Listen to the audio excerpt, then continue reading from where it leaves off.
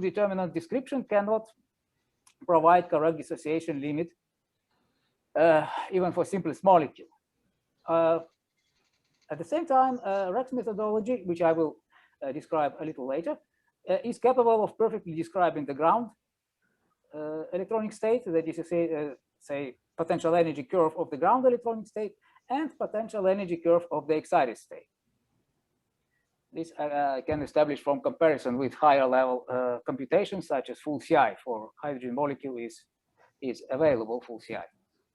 Similarly, for molecule, another example of molecule with dissociating bond, twisting in ethylene about the double bond, TD-DFT breaks down near 90 degrees of torsion, where non-dynamic correlation becomes strong, and the ground electronic state behaves erratically.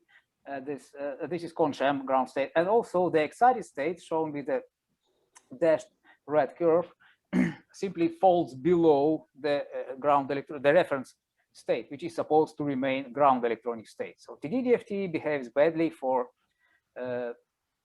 situations with dissociating chemical bonds. Right, so how can we apply ensemble density functional theory to excited states? There, Gross-Oliveira-Kohn theorem, so these researchers have proved that there exists variational principle for ensembles of ground and excited states. This means that we can take some kind of average of the expectation values of the Hamiltonian with some trial wave functions, which approximate ground as well as excited states. So K labels ground and excited states. So K0 typically would be ground state, K1, 2, 3, 4, and so on. They will be excited states.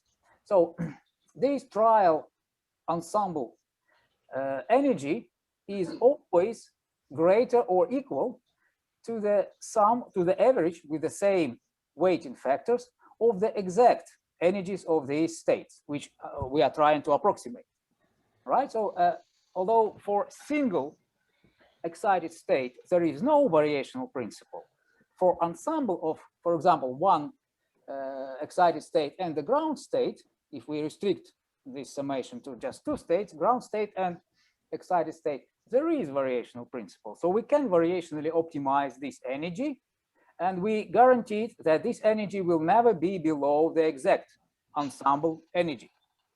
This is a very important statement which can be used for variational computation of ground and excited state energies within the density functional formalism or ensemble density functional theory formalism. In practical terms, what I did was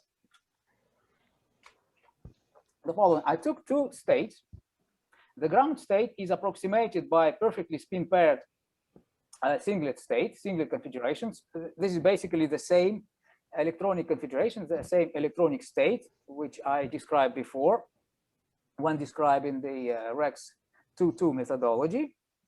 And the excited state is approximated by open shell singlet state. I will explain in the following slide what these two states are in more detail. But what I do, I construct ensemble, so average of the two states, where omega is a positive number between 0 and 1. It can be any. And then I can optimize this ensemble energy with respect to its internal variational parameters, which means these are orbitals and orbital occupation numbers in this case. And then I can obtain either excitation energies by either differentiating this expression with respect to the weighting factor omega, or I can simply take these two orbitals optimized for ensemble to calculate energies of the ground and excited state. This would be exactly the same approach as used in the state average CAS-SCF methodology. So we optimize orbitals and CI coefficients for the average state in SA CAS-SCF, and then we use these orbitals to calculate ground and excited electronic state energies.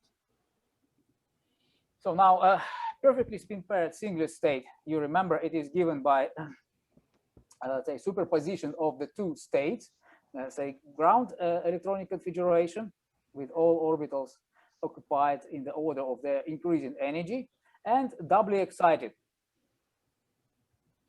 electronic configuration where I transfer, for example, electron pair from HOMO, highest occupied molecular orbitals, to the LUMO, to the lowest unoccupied molecular orbital. So this is exactly the GB wave function with two electrons in two orbitals. Or in GVB terms, this is one GVB pair with two electrons. Open shell singlet state is the state where HOMO and the LUMO, in these electronic configurations, HOMO and the LUMO are singly occupied. Because I can have two possibilities, spin up, spin down, spin down, spin up, I need to combine them both to achieve a proper spin symmetry, proper spin value, S squared value for this total open shell singlet wave function. So this is also part of the GVB realm. So this wave function can be included into the GVB wave function quite easily. And I can extend this reasoning to larger active space with m electrons in m orbitals and so on. But for 2-2 situation, these two states are sufficient. Then I combine the two states into one ensemble state, optimize it with respect to Kohn-Sham orbitals and fractional occupation numbers, and then I simply calculate using these optimized orbitals and occupation numbers, I calculate the energy of the one state and the other state. And you may notice that in the perfectly spin-paired state, in this state, the coefficients before the configurations, electronic configurations, they are, let's say, floating numbers. They need to be optimized variationally. However, in the open shell singlet state function, these coefficients are fixed numbers. They are fixed by spin symmetry. So I don't need to optimize them, only optimize them.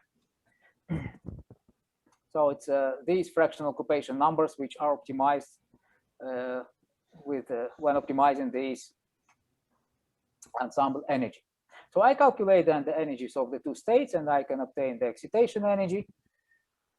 And typically in these calculations, the weighting equi-ensemble of two states, so omega is set to 1/2, so that will lead to 50-50 mix of say ground electronic state and excited electronic state is taken.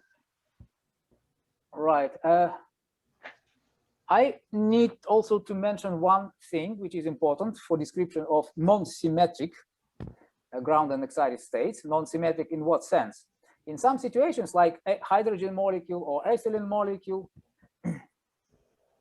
the two states, the two configurations, perfectly spin paired singlet state and open shell singlet state, this one, they are uncoupled by symmetry. So they do not interact with each other. So the matrix element of the Hamiltonian, if we want to calculate matrix element of the Hamiltonian between the two states, between these two states is 0.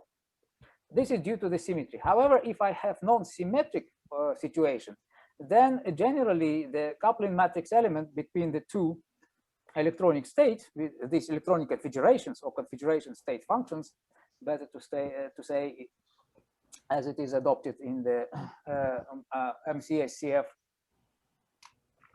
terminology, they become coupled.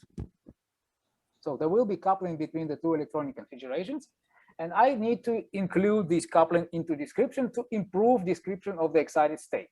So in addition to state average REKS calculation, which I described before, I perform, after optimizing the orbitals and calculating the energies of the two states, I perform restricted configurational interaction computation with, in this case, including only two electronic states, perfectly spin paired and open shell singlet with the respective coupling element. And I diagonalize these matrix and obtain new ground and excited state energy. And the respective method is called state interaction state average REKS, or SSR for for brevity. So the orbitals to calculate these two energies are obtained from minimization of the averaged energy functional, so equi-ensemble of PPS and OSS states.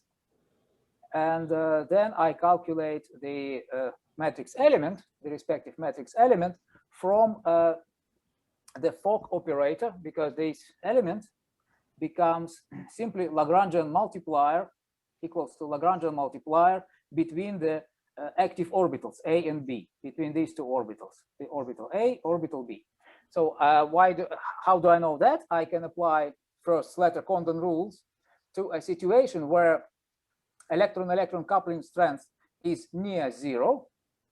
And there I exactly, because correlation with all other electrons except electrons in the active orbitals in this limit is vanishing, I can obtain very simple energy expression as I shown you before. But for the coupling between the two electronic states, between the perfectly spin paired and open shell singlet states, I obtain this very simple energy expression, very simple expression, which follows from the Slater-Condon rules. And essentially, because one of the states, this state is single excitation from that, I have off-diagonal matrix element of the Fock operator, essentially.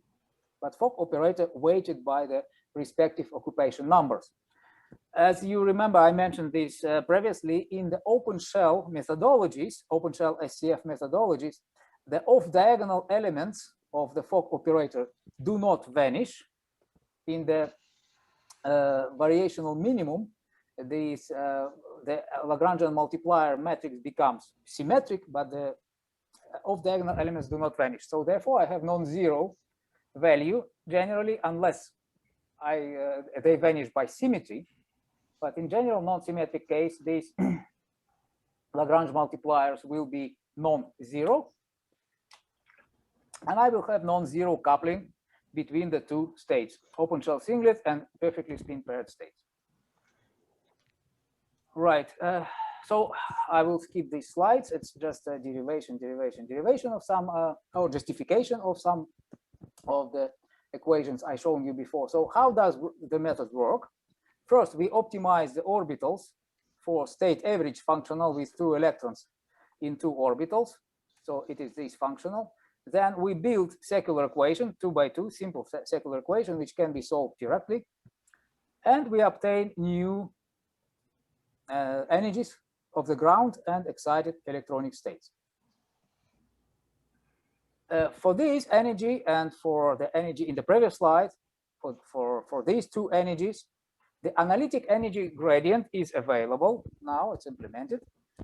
And it is not as simple as in the case of, say, Hartree-Fock method or CAS-SCF method to obtain the gradient of the individual electronic states from state average calculation. Because in this case, if we write down the analytical derivatives of energies, individual energies, with respect to any, let's say, external parameter, such as nuclear coordinates, for example, we will see that there will be non-vanishing terms which correspond to orbital rotations. And these terms will be non-vanishing because the respective Lagrangian matrices are non-symmetric now. The Lagrangian matrix becomes symmetric only for the averaged functionals. However, not for the individual energies. If we calculate these matrices for the individual energies only, then they will be non-symmetric, and therefore orbital rotation matrix, which corresponds to remixing orbitals. You can simply interpret this in the following terms. We optimize the orbitals for this average functional, but if we want to optimize the orbitals individually for this or for that energy, we will obtain slightly different orbitals, right? So therefore, difference between the orbitals optimized for this energy and for this energy will be given by, roughly speaking, by these orbital rotation matrices. They need to be included. Typically, these matrices can be found by solving coupled p-tubed equations. These equations have been formulated and implemented not in this form, but in a much simpler form using the z-vector technique, so-called. But anyway, regardless of the, say, details of the implementation, all these equations, I mean, all these ingredients have been implemented, and the gradients are available for both state average REKS, for state interaction state average REKS. Using these derivatives, we can calculate not only energy gradients, but also density matrix, proper density matrix, which will produce, for example, accurate dipole moment for the individual electronic states. Right. This basically the major details. I have a question. So right, you did a state average. Can you go please yeah. go back? Yeah. It's a state average, right? Yes. So then, how come you can get individual densities of states out of this? Because it's average density, right? Yes, right. States. So how come you can get each individual state's density out of this? I use orbitals optimized for this state, and simultaneously with the orbitals, I optimize also the fractional occupation numbers. Yeah. But this orbital is for the two states, not the particular. Yes, exactly, exactly. Yeah, this will be for the two states. Yeah, I optimize also these occupation numbers.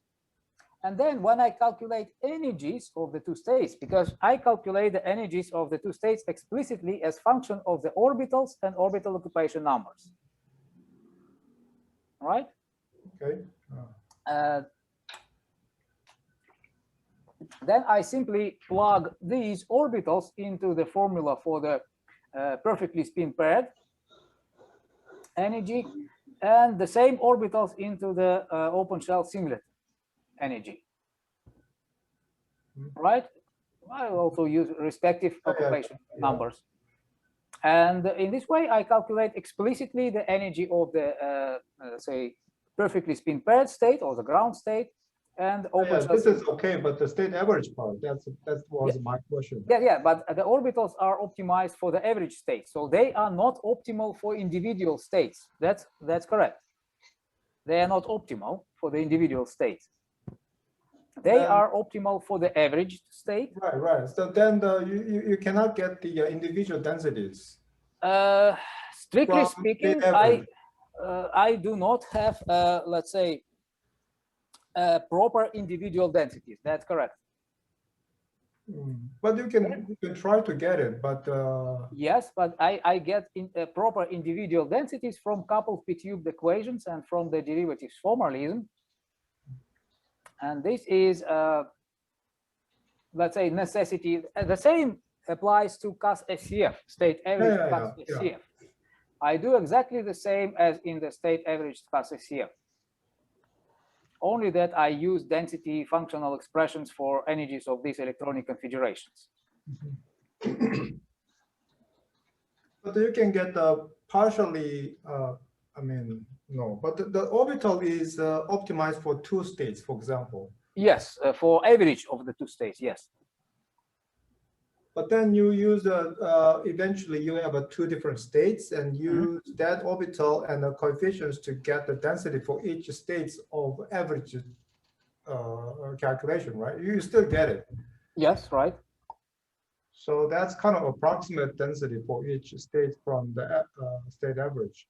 Yeah, for individual state, if I try to construct density using the orbitals from state average orbital optimization, then this density will be incorrect, of course, because it will not produce, for example, the correct dipole moment. I need to include orbital response, of course, in the calculation of the density for the individual state, and then I will obtain correct dipole moment, correct energy gradient, and everything. Oh, okay. So this is exactly the same feature as is present in the state average